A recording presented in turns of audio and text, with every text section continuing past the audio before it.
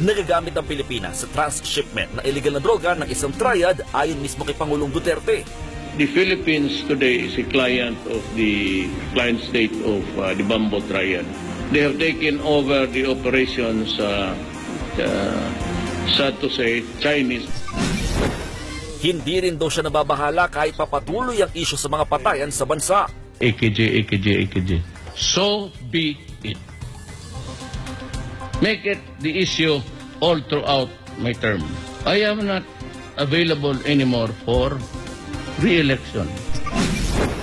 Patay ang isang miyembro ng Presidential Security Group sa Malacanang pero wala raw foul play.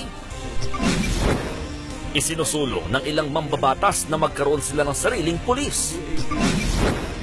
Nauna namang nakalusot sa komite ang panukalang maghamit ang marijuana bilang panggamot. Huling araw na ng lamay ni Acho Castillo. Kasabay nito ang pag-asa ni John Paul Solano na makalaya matapos ang tell-all sa Senado. Pinalitan na bilang SBMA chairman ang kaalyado ni Pangulong Duterte na si Martin Dino. At pag-amin niya, hindi raw siya naabisuhan tungkol dito.